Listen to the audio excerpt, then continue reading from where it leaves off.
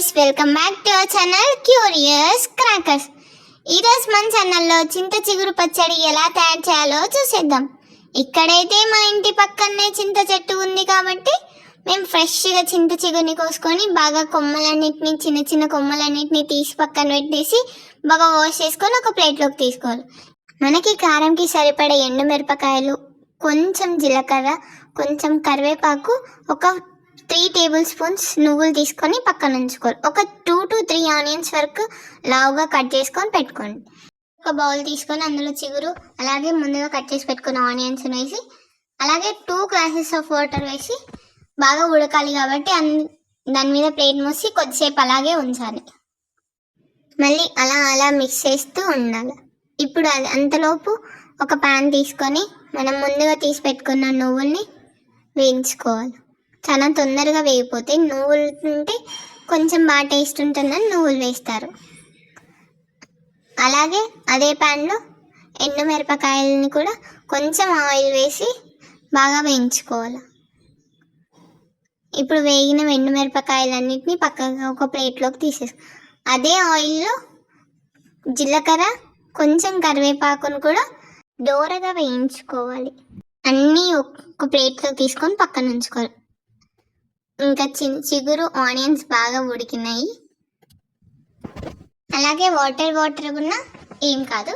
ఇప్పుడు రోల్ని బాగా క్లీన్ చేసుకొని అందులో ఎండుమిరపకాయలు, అలాగే రుచికి సరిపడేంత సాల్ట్ని వేసి బాగా దంచుకోవాలి.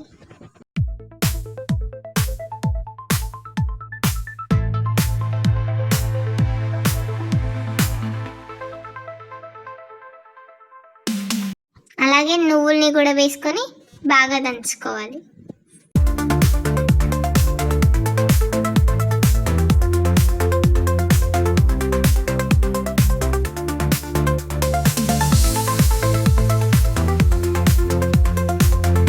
ఇప్పుడు ఈ మిశ్రమాన్ని అంతా ఒక ప్లేట్లోకి తీసుకోవాలి. అలాగే ఆనియన్స్, చిగురిని వాటర్ వేయకుండా బాగా మెత్తగా దంచుకోవాలి.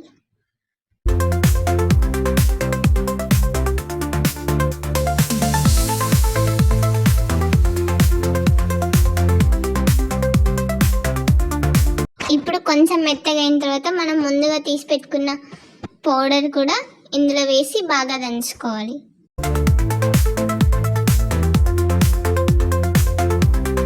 అంతా మెత్తగా బాగా దంచుకున్న తర్వాత వాటర్ ఏమైనా మిగిలి ఉంటే ఆ వాటర్ని ఇందులో వేసి బాగా మిక్స్ చేసుకోవాలి.